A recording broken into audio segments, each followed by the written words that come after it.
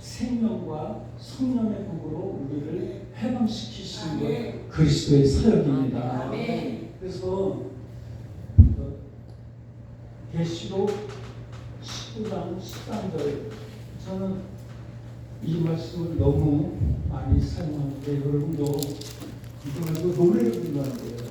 말씀을 전할 때마다 여러분 예수님은 마지막 때 피 묻은 옷으로 오십니다. 근데 지금도 피 묻은 옷으로 우리 가운데 임하십니다. 피 묻은 옷이 의의 옷이에요. 거룩한 옷이에요. 세마포예요. 네? 우리로 하여금 그 천국에 들어가려면 예복을 입어야 되잖아요. 예복이 뭐냐? 피 묻은 옷을 입어야 된다는 거예요. 그것이 흰옷이 되는 거예요. 예수 그리스도의 그 피에 옷을 빨아 입어야 흰옷이 되는 줄로 믿습니다. 그게 이제 계시록 7장에서 쭉 나오는데 중요한 거 결론부터 말씀드리는 거예요. 계시록 19장 13절 모든 피 묻은 옷이 있는데 그 옷의 이름이 있어요. 옷의 이름은 뭐냐? 하나님 말씀입니다. 그러면 하나님 말씀은 뭐냐? 하나님 말씀은 예수 그리스도의 피예요. 말씀이 피다. 말씀이 피다. 그러니까 피는 그냥 우리가 문자적으로 의롭게 되고 용서함 받고 죄상 받는다. 신학적으로 그렇게 알죠. 그러나 여러분 예수님의 피는 생명입니다. 하나님의 아들의 생명이에요. 그러니까 하나님의 아들의 생명이 말씀과 더불어서 내 안에 들어오는 거예요. 이것이 쌓이고 이것이 내 영혼에 가득 차면 이제 점진적으로 7영으로 우리 가운데 임하시는데 7영으로 오시는 그 가운데 이제 문을 여시는 거예요. 곧 문을 여셔서 7명으로 우리 가운데 임하실 것입니다. 그러면 7뿔이 있는데 완전한 하나님의 그 권세가 우리 가운데 있어서 우리가 입술을 열어서 말씀을 전하면 우리 입술에서 막 불이 나가는 거예요. 그리고 많은 사람들이 우리를 원수, 우리를 조롱하고 우리를 핍박하고 박해하고 죽이려고 하는 사람들이 우리가 말씀을 전하면 그 말씀에 의해서 막 죽어나가. 엄청난 권세가 우리 가운데 임할 줄로 믿습니다. 그러니까 말씀이 인격이에요. 생명이라는 인격. 그러니까 말씀이 하나님의 그 뜻, 하나님의 어떤 계시, 하나님의 뭐 어떤 계획, 하나님의 마음만 이렇게 생각하고 지식적으로 알고 있었는데 이 마지막 때는요, 말씀을 읽고 기도하면요, 주님의 음성이 들리고 계시의 영으로 그 말씀이 생각이 나서 말씀이 주님의 음성으로만 들리는 거예요. 그러면 주님이 막 그 말씀 가운데 얼마나 기대하고 얼마나 사랑하고 얼마나 그 말씀으로 나를 인도하시는지 그거를 체험하게 되시기를 바랍니다. 이건 뭐 지식적으로 아무리 그냥 제가 오늘 엄청나게 준비를 많이 해갖고 왔어요. 근데 이거부터 시작하고 나서 그 다음에 차근차근히 말씀을 한번 들을 수 있도록요. 첫째는 제가 아까 말씀드린 것이 뭐냐면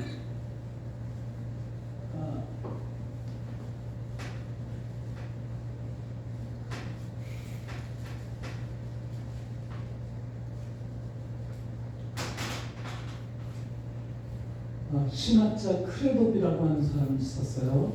근데 그 사람이 벌써 1700년도 그 신학자가 설교학을 가르치는데 설교학 신학교에서 설교를 할 때 설교자는 권위를 갖지 마라. 성도들에게 말씀이 들리도록 하라. 원 포인트로 하라. 뭐 이런 것을 막 그냥 계속 가르치는데 설교자들이 지금까지도 편안한 가운데 성도에게 말씀이 들려지기는 하나, 그래서 재밌게 막 웃기도 하고 또 더 나가서 막 그냥 재밌게 예화도 넣고 간증도 넣고 뭐 별걸 다 섞잖아. 근데 그 섞어진 것이 여러분 얼마나 지금 이 시대에 어둡게 만들었는지 몰라요. 섞어지면 안 됩니다. 철저하게 내 안에 그리스도의 말씀, 토라, 모세오경을 통해서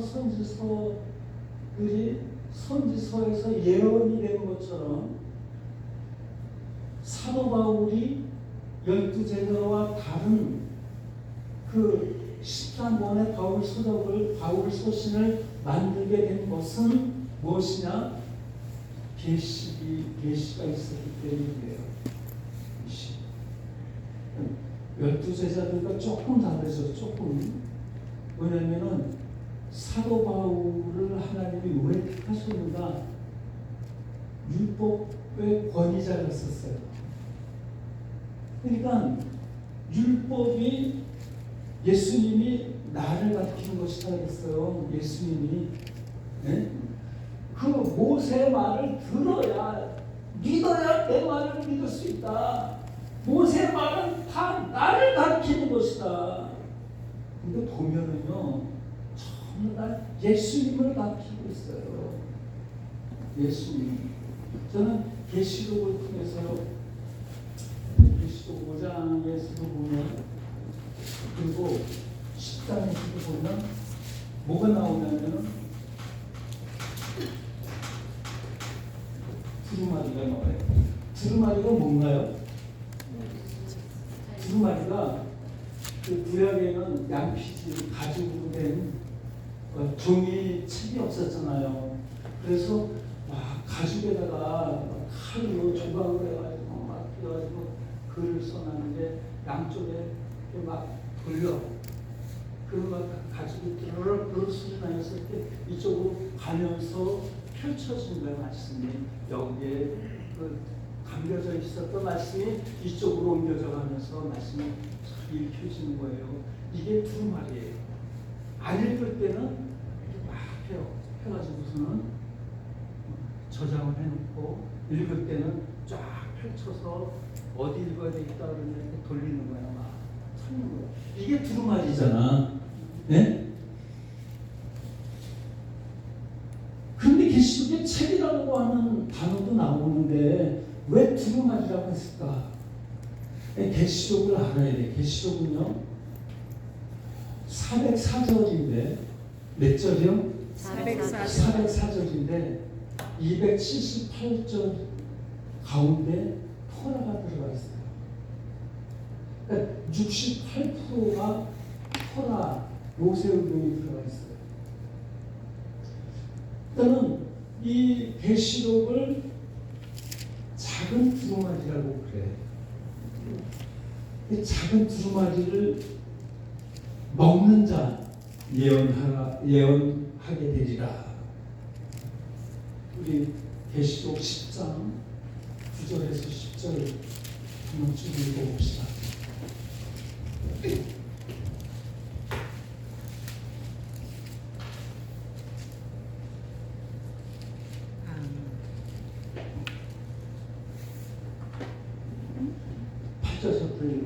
하늘에서 나서 내게 들리는 음성이 내가 사파라와 땅을 걷어서 있는 천사의 손에 표를 토너를 가져가지고 내가 천사에게 나가서 천사를 들라는 천사에게 갖다 먹어버리라. 내 베냐스나 내 베냐는 꿀같이 달리라. 그러면 내가 천사의 손에서 강한 꿀마를 갖다 먹어버리니 내 입에서 꿀같이 달아 먹으면 내 베냐스 되리라.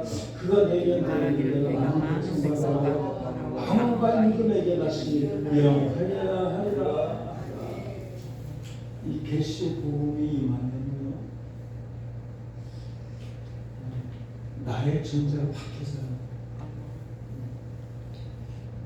저도 제가 참 한없이 하찮은 존재였었어요. 가장 목회자에게 어려운 것이 있다면 매너리즘 아니겠습니까? 그쵸, 성목사님? 매너리즘일 거예요. 목사님도 다 경험하실 거예요. 왜? 기도를 아무리 빡세게 하고 금식 기도하고 하루 종일하고 막 전도를 가고 뭐 그냥 은사가 많이 나타나고 막 그래도 목회가 안 돼. 남들은 그냥 막 되는데 목회가 안 되는 거예요. 나는 아닌가 보다. 그래서 목회를 접으려고 하다가도 하나님 또 허락하지 못하니까 그냥 어쩔 수 없이 되어 있는 거예요. 어쩔 수 없이. 그런 게 몇십 년 지났어요. 그러다가 어느 날 제가 부산 백스코를 갔습니다.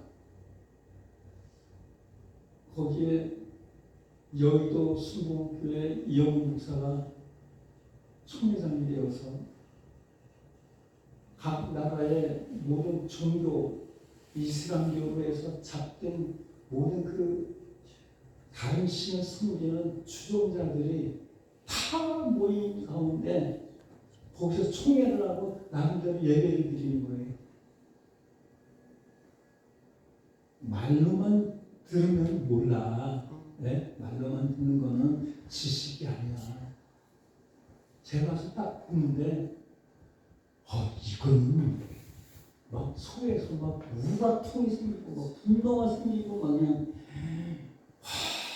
우리 그때 베스탄가 12인승 차트대 해가지고 같이 성도들과 같이 가서 막 반대 집회하고 막 그랬어요. 배신감이 들고 내가 여의도 출신인데 네? 그렇게 막 배신감이 들고 막 분노가 생기고 막 그런 거예요. 그때서부터 제가 사람이 돌아가는 그때서부터 계시록의 17장, 18장에 보니까 그들을 하나님이 심판하시겠다는 거예요. 그 다음서부터 제가 소명이 생겼어요. 서재수 목사님. 그 다음서부터 막 눈물을 흘리면서 목사님을 보면 막 그거를 전하는 거야. 당신 종교당원주의에 속하면 불못에 들어갑니다. 불못에 들어갑니다. 성도들도 다 불못에. 제가 여기 그 광양 그 목사님들 얼마나 외쳐댔는지 몰라요. 응? 근데 큰 목사가 얼마 전에도 나를 만났는데 최영필 목사님 종교당원주의는 없는 거야. 없는 거야. 그러니까는 이도는 알고 있는데 목격을 못했기 때문에 속는 거야. 속는 거야. 네? 그러니까 손바닥으로 하늘을 가리는 거지. 실제적으로 있는데 지금 아마 90% 이상이 될 거예요. 90%. 그런데 그게 왜 원인이 뭐냐? 율법과 선지서를 몰라서 그래요. 다른 신을 섬기면 예수님을 섬기다가 하나님을 섬기다가 예수님을 떠나고 다른 신을 섬기잖아. 예수님을 섬기면서 다른 신을 섞어서 섬기잖아. 하나님이 다시 떠나셨어요. 포로로 끌려간 이유가 다 그거 아닙니까, 여러분? 포로로 끌려간 것이 다 다른 신에 기웃거리니까 하나님이 진노하신 거예요. 그럼 다른 신, 나 왜 다른 신을 두지 말라? 이게 막 강력한 율법의 대표성을 가지고 있는 건데 이것을 다 망각하고 이것을 무시하고 그 말씀을 막 짓밟은 거야. 하나님이 진노 안 하시겠어요? 네? 이 말씀이 없기 때문에 마음 놓고 그들과 하나가 되는 거예요. 이게 누가 그러는 것입니까? 지금 제가 아까도 말씀드렸지만요, 지금 마지막 때 표적이 뭐냐면 종교나온주의예요. 종교나온주의가 미혹시키는 거예요. 마태복음 24장에 마지막 때 어떤 징조가 일어나니까 만사를 내 이름으로 와서 나는 그리스도를 하여 너희를 미혹한다 그랬어요. 택한 자들까지도 미혹한다. 택함 받은 이들도 미혹당한다는 거예요. 택함을. 그러니까 깨어 있어야 되는 것입니다. 말씀으로 무장해야 되는 것입니다. 그리고 우리가 아까도 제가 뭐 크레도 얘기하고 막 그랬는데 그냥 뭐 집회 때 말씀이나 우리 한번 영적으로 충만하게 우리 한번 얼마나 강사가 능력이 있는가 한번 보자. 그러한 시대는 떠났어요. 이제는 이런 시대는 떠났고요. 우리는 말씀으로 죽도록 충성해야 되는 것입니다. 말씀이 있는데 말씀을 연구하는데 말씀 잡고 기도하는데 막 하루 종일 저는 지리산 산골짜기 들어가지고 어디에 딱 닫고 그냥 막 며칠 동안 계속 예배도 없었으면 좋겠어. 다른 사람들도 맡겨놓고 그냥 말씀을 연구하고 막 너무 부족하니까 이게 알수록 말씀이 깨달아질수록 갈급한 거야. 이렇게 깨달아지는 거구나. 이렇게 또 깨달아지는구나. 그러니까 말씀 붙잡고 막 내가 언제부터 이렇게 학자처럼 제가 어디 가서 강의하냐면요. 다른 사람은 와 엄청난 부흥사야 막 울렸다 웃겼다 막 난리가 나요. 근데 내가 얘기하면 무슨 대학교 교수도 아니고 말이야. 대학교 교수가 어떻게 그걸 다 아느냐는 거야. 어떻게 네? 원고도 없이 이거 가르치는 것도 지고 또 가르치는 것도 지고 또 가르치는 거 어떻게 그렇게 하느냐 이거 어떻게. 그런데 하나님이 계시의 복음 감추어진 것이 하나님 열어주시면 가능한 줄로 믿습니다. 그러니까 모세가 시내산에 올라가서 여러분 그냥 율법 몇 가지만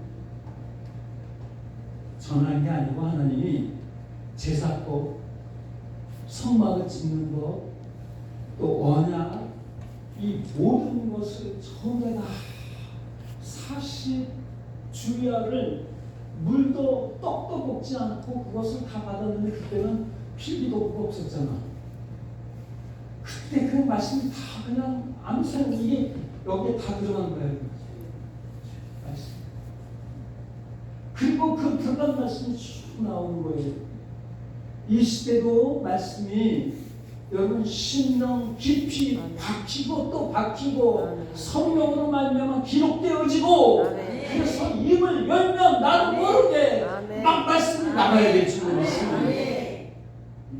저는 우리나라의 그 흰옷을 입었던 백인민족이잖아요. 그리고 또 더 나아서 색동저고기를 입었어요. 근데 요셉이 입었던 옷이 채색 옷이야. 채색 옷은 귀족이나 입는 거예요. 왕족 감독하는 그런 자들이 입는 건데 우리가 저도 어렸을 때 색동저고기 입었었어요. 우리 언니가 입혀주셔가지고 여러분도 색동저고기 입는 거 있죠? 이게 보통 성리가 아니에요. 하나님이 이 대한민국을 감추는 민족이에요. 정말 감춰놨어요. 그래서 무슨 지금 마지막 때 열어주시는데 그 나 같은 최영태 목사 나 같은 별 볼일 없는 쓰레기 같은 놈이 이렇게 그냥 막 목사님들 앞에서 선교사들 앞에서 막 말씀을 이렇게 그냥 막 계시의 복을 전할 수 있다는 게 이게 특별한 하나님의 섭리인 줄로 믿습니다. 이게 보통 은혜가 아니에요. 그러니까 감추어진 것이 드러난다. 이게 사람을 완전히 녹여놓는 거예요. 새롭게 새 옷을 입히실 줄로 믿습니다. 새 옷. 제가 갈라디아서 3장 26절을 이렇게 보면은 그리스도 옷을 입어야 된다.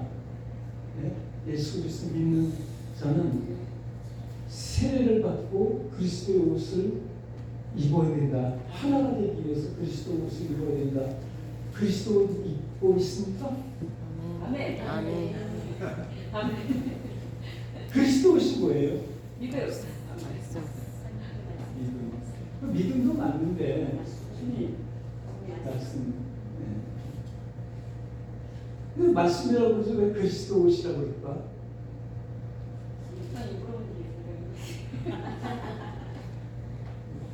말씀이라고 해서 왜 그리스도 옷이라고 그럴까?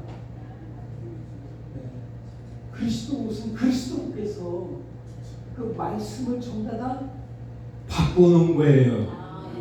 그러니까 저주받고 불못에 심판받아야 될 우리를 그 말씀을 바꿔놓은 거예요.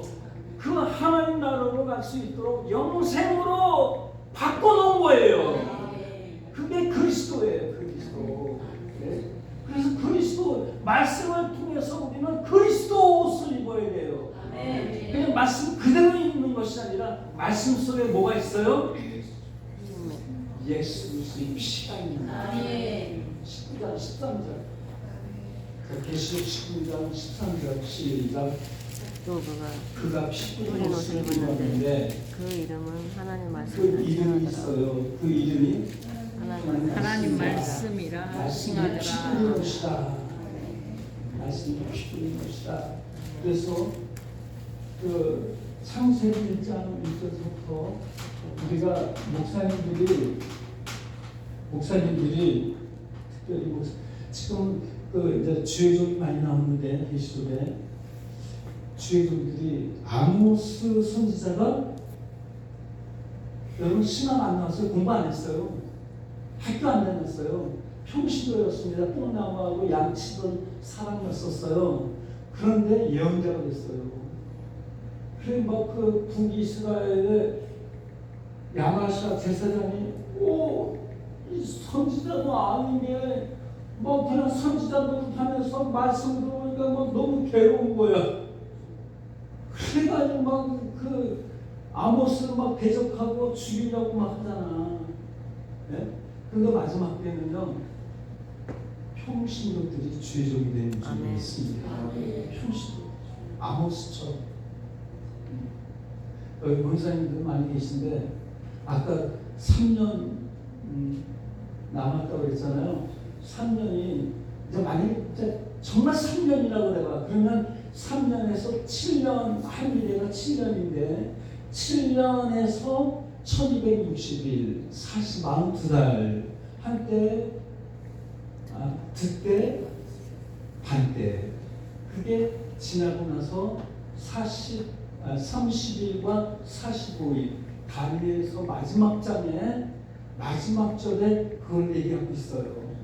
그것이 이제 일자까지 딱 맞춰지네.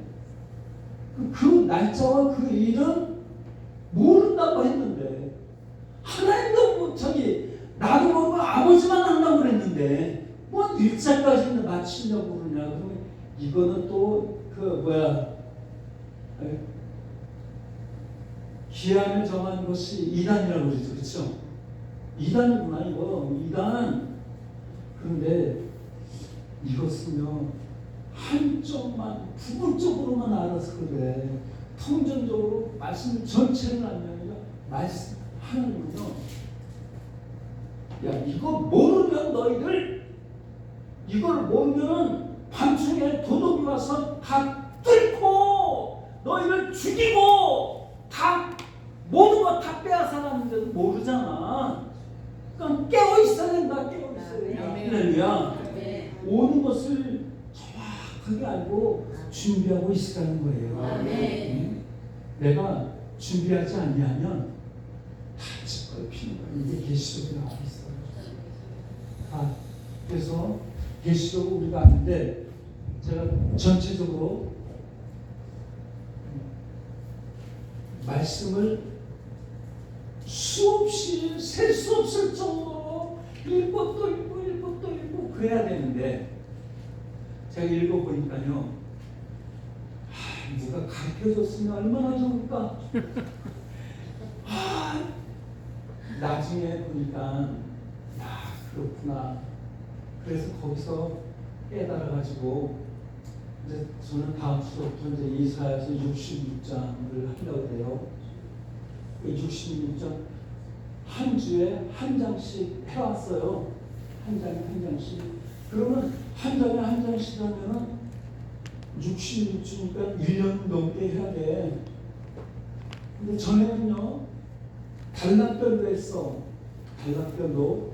그러면은 한 장 하려면 막 몇 주도 갔어. 그렇죠, 목사님? 네? 단락별로